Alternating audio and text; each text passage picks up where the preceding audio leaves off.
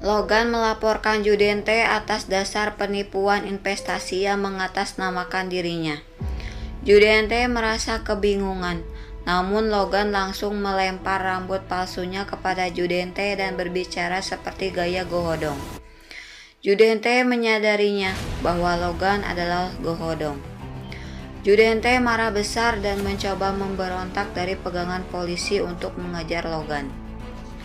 Sementara itu, Suryon menemui teman lamanya untuk meminta bantuan. Dia memberikan map yang berisi berkas dan flashdisk. Tak lama, Logan pun datang mengajak Suryon ke stasiun TV untuk membicarakan hal yang penting. Dia menceritakan bahwa ada rumor yang beredar bahwa Suryon sedang menjalin hubungan rahasia dengan seseorang yang bernama Tuan Jung. Suryon mengelaknya karena ia merasa tidak mengenalinya. Logan menjelaskan bahwa ia mengetahui itu setelah Suryon meminta Logan menyelidiki ibu si kembar. Logan mengambil foto wanita dari brankas Judente. Ia adalah ibu si kembar. Suryon pun kaget melihat foto wanita bertato kupu-kupu itu. Berita tentang kejahatan para penghuni Istana Hera pun tersebar di TV dan media sosial. Polisi pun menggeledah Istana Hera dan membawa mereka semua ke kantor polisi. Sementara itu, Oh Yun Hee pun merasa ketakutan karena polisi akan menyelidiki ulang kasus Min Seol A. Di kantor polisi, mereka memberikan kesaksian palsu dan menjatuhkan Suryon.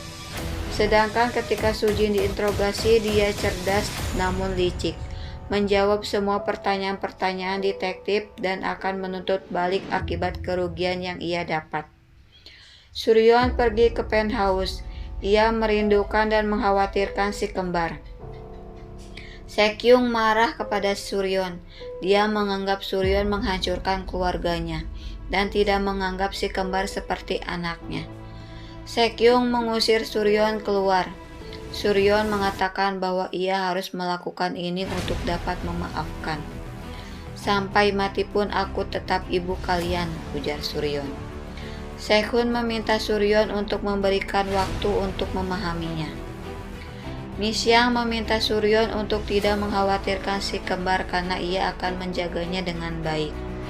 Suryon meminta Misyang untuk menghubunginya jika terjadi sesuatu pada si kembar. Namun Misyang seperti senang melihat Suryon terpuruk. Oh Yun Hee mencari Rona di apartemennya, namun dilihat Suryon sudah menunggunya. Suryon meminta Oh Yun Hee menyerahkan diri, namun Oh Yun Hee meminta untuk dimaafkan dan berjanji akan mengabdikan sisa umurnya untuk Suryon dan Min Seol A. Suryon tidak menerimanya dan mengancam akan memberitahu Rona sendiri. Oh Yun Hee langsung mencegahnya. Dia berjanji akan menyerahkan diri besok. Suryon memegang janji Oh Yun Hee. Sementara itu, Sujin menemukan Eun telah mencoba bunuh diri. Sujin panik dan ketakutan kehilangan Eun. Dia pun meminta Suryon untuk menemuinya. Sujin langsung berlutut dan meminta Suryon untuk menghentikannya, karena ia tidak ingin terjadi sesuatu pada Eun lagi. Suryon meminta Sujin untuk melepaskan jabatannya sebagai direktur sekolah Cheongpa dan berhenti mengajar jika ingin menyelamatkan Eun. Namun Sujin tidak mau melakukannya. Suryon pun menampar Sujin dan mengatakan, "Bayar semua dosa-dosamu demi Eun anakmu," ujar Suryon. Sujin memilih untuk melawan Suryon. Namun Suryon memberitahu bahwa video tentang perselingkuhannya sudah menyebar dan Judente pun berselingkuh dengan Oh Yun Hee. Sujin tidak mempercayai perkataan Suryon. Sementara itu, Oh Yun Hee datang menemui Judente. Dia meminta Suryon untuk disingkirkan dan memberitahu bahwa Logan telah membantunya. Judente penasaran dengan Oh Yun Hee yang ingin membunuh Suryon. Dia pun menanyakannya. Oh Yun Hee berbohong dan membuat alasan bahwa Suryon mengetahui hubungan mereka. Judente meminta Oh Yun Hee bersabar. Tiba-tiba Sujin datang. Dia memarahi Oh Yun Hee, namun Judente lebih membela Oh Yun Hee. Sujin pun marah karena ia telah ditipu dan dibodohi. Judente mengatakan muak dengan sikap Sujin dan menyuruh Sujin pergi mengurus yayasannya. Di penthouse, Sekhun meminta Sekyung untuk pergi ke sekolah. Sekhun meminta Sekyung untuk menurutinya karena ia untuk sementara ini menjadi wali mudanya.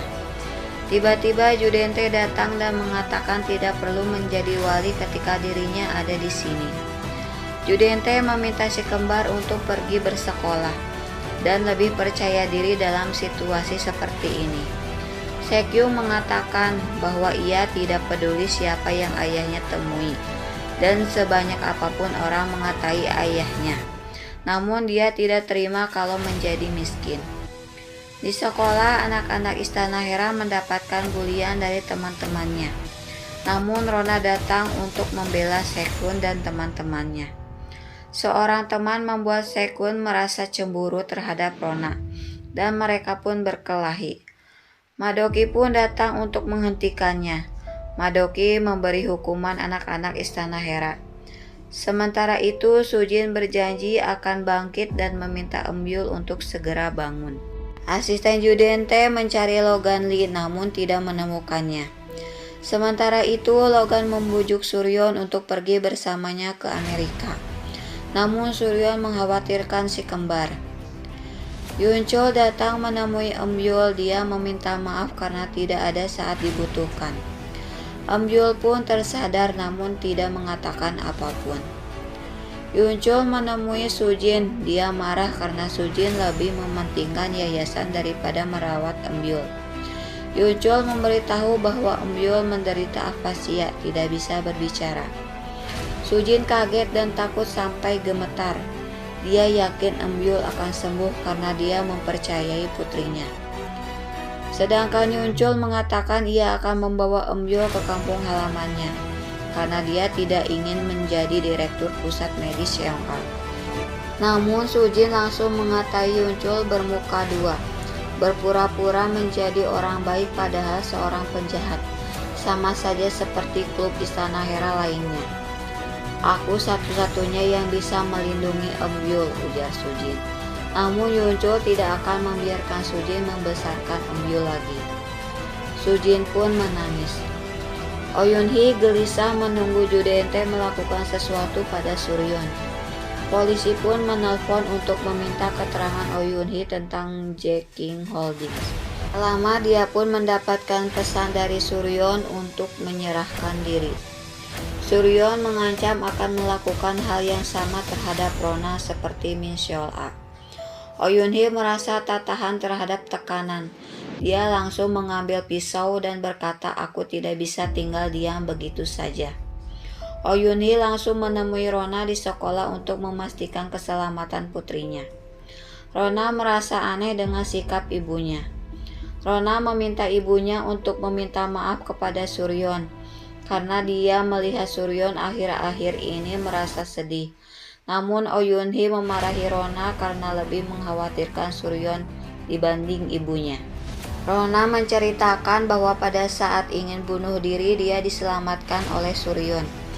Nyonya Si memelukku dengan erat mengisyaratkan dia menyuruhku untuk tetap hidup apapun yang terjadi. Jadi tolong minta maaf lebih dulu untukku, ujar Rona. Oyun-hee sedih dan langsung pergi. Oyun-hee merasa bingung harus bagaimana. Ketika dia sudah berada di depan kantor polisi, dia mendapatkan pesan dari Suryon yang memberinya waktu sampai dengan jam 6. Oyun-hee pun langsung mengeluarkan pisaunya. Ketika Suryon sedang berkemas, dia mendapatkan telepon dari Miss yang memberitahu bahwa Judente membawa si kembar ke ruang kerjanya lagi. Suryon langsung bergegas menuju penthouse. Dia masuk ke ruang kerja Judente yang gelap, namun ada yang menusuknya dari belakang. Sementara itu Logan menunggu kedatangan Suryon di bandara. Oyun-hee memegang pisau dan langsung meraih Suryon sambil menangis. Oyun-hee memanggil Suryon namun Suryon tidak bangun. Miss Yang pun datang dan langsung menjerit. Polisi berdatangan ke penthouse dan menangkap Oyun-hee. Judente memarahi Oyun-hee. Sekyung dan Sekun pun datang. Mereka berteriak dan memanggil-manggil ibunya. Polisi menggeledah apartemen Oh Yun-hee. Mereka melihat foto keluarga Judente berada di rumahnya. Dan wajah Suryon pun dirubah menjadi wajah Oh Yun-hee.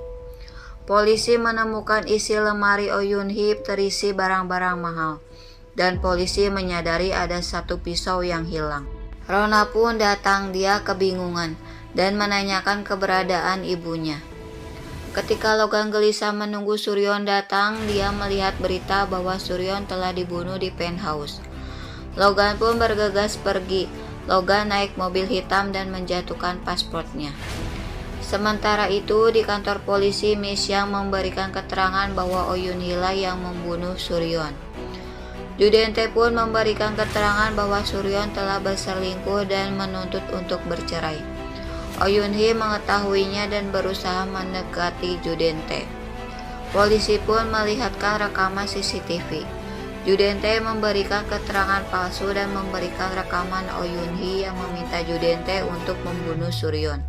Oh Yun-hee mengetahui Judente menjatuhkannya. Dia mengakui dirinya lah yang membunuh Suryon dan mengatakan membenci Suryon sampai mati. Benarkah Oh Yun-hee yang membunuh Suryon? Saksikan episode terakhir dan jangan lupa subscribe.